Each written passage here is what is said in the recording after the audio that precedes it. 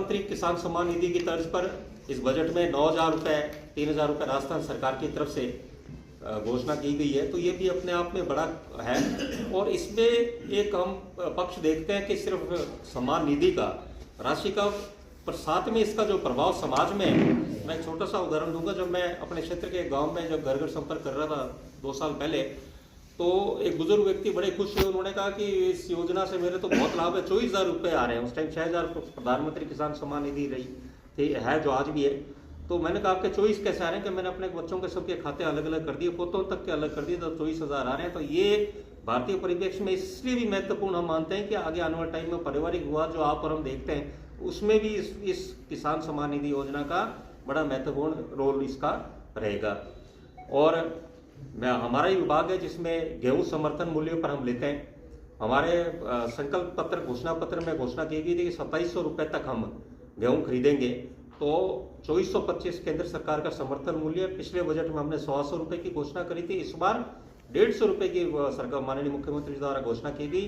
तो 2575 रुपये गेहूं का समर्थन मूल्य किसान को मिल रहा है। वो पूरे भारत में सबसे ज्यादा मिल रहा है, तो राजस्थान में मिल रहा है। माननीय मुख्यमंत्री जी का जो घोषणा पत्र में ये, और जो हर जगह माननीय मुख्यमंत्री जी कहते हैं 2027 तक किसानों को 6 घंटे दिन में बिजली देंगे।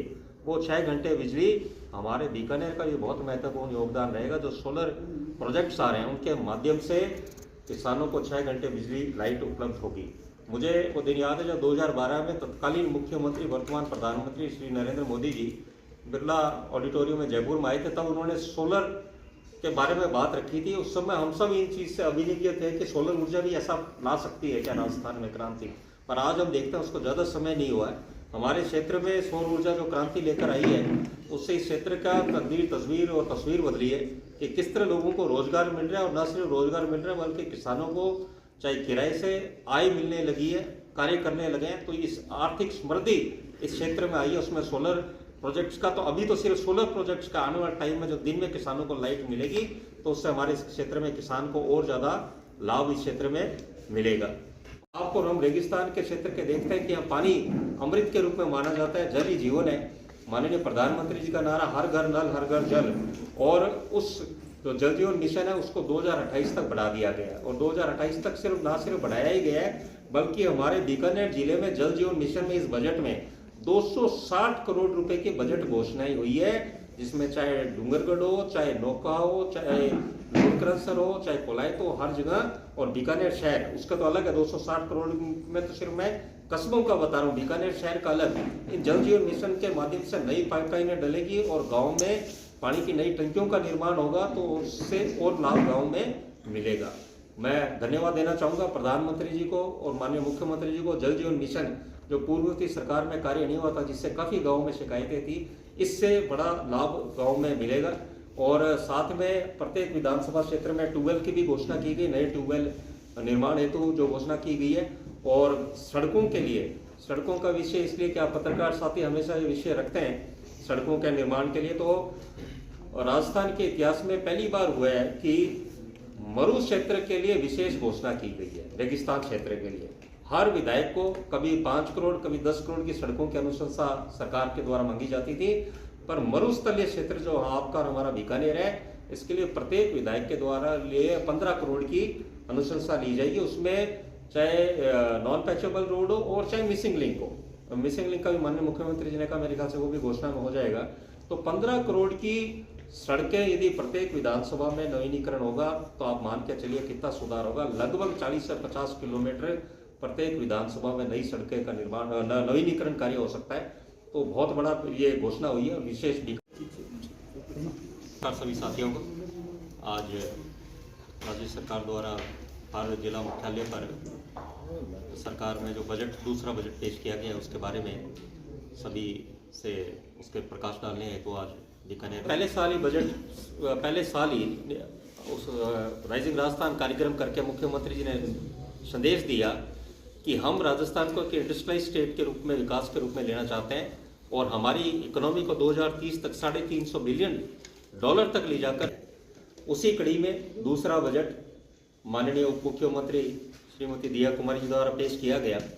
और उसमें पूरे राजस्थान के लिए तो घोषणा है ही, पूरे पर बीकानेर के लिए संदर्भ में कि आप और हम सब बीकानेर से हैं, तो बीकानेर के विशेष जो घोषणाएं बजट में की गई है, जिससे बीकानेर भी जो विकसित राजस्थान है, विकसित राजस्थान बीकानेर भी विकसित हो, आप सबका और हमारा ये प्रयास है और हम सबकी इच्छा है कि बीकानेर भी विकसित जिले के रूप में आगे आए। तो सबसे महत्वपूर्ण हमारा, जैसे भारत कृषि प्रधान देश है, कृषि क्षेत्र में माननीय मुख्यमंत्री जी द्वारा, क्योंकि खुद वे किसान हैं, कृषि क्षेत्र में हमेशा उनका प्रयास रहा कि ज़्यादा से ज़्यादा काम किए जाए। कृषि क्षेत्र के लिए आप ये देखें कि 550 करोड़ के नहरों के जो खाड़े मोगे हैं उनके लिए, जीर्णोद्धार के लिए, उनकी मरम्मत के, रिपेयरिंग के लिए नए नव निर्माण हेतु बजट जारी किए गए। सिर्फ बीकानेर जिले का मैं बता रहा हूँ 550 करोड़ का, और पिछले बजट में 300 करोड़ के लगभग इसमें जारी किए जा चुके थे। ये जो खाड़ों का नव निर्माण है, उससे किसानों को, प्रत्येक किसान को 20 से 25% एक्स्ट्रा पानी का बचत होगी, जिससे कि खेती में क्षेत्र में नई क्रांति आएगी। 30 के भी GSS मंजूर किए गए हैं, 132 के भी GSS मंजूर किए गए। और मैं धन्यवाद प्रशासन को, जिला प्रशासन के समस्त अधिकारियों को भी देना चाहूँगा कि उन्होंने भूमि का आवंटन बड़ा तीव्र गति से करा, उनके ज़्यादातर टेंडर हुए और टाइम पे काम हो गए। 33 KV के GSS भी अनेक मंजूर हुए। तो जगह जगह पर जो लाइट का काम सुदृढ़ीकरण हो रहा है, जो पिछले 5 साल में पूर्व की सरकार में नहीं हुआ, उसकी वजह से जो क्षेत्र में किसानों को परेशानी हो रही, जिस अब काम हो रहा है। और विशेष धन्यवाद केंद्र सरकार के माननीय अर्जुन राम जी मेघवाल जी को, जो RDSS योजना का बजट लाए, उसका काफ़ी अच्छा हिस्सा हमारे बीकानेर जिले को भी दिया।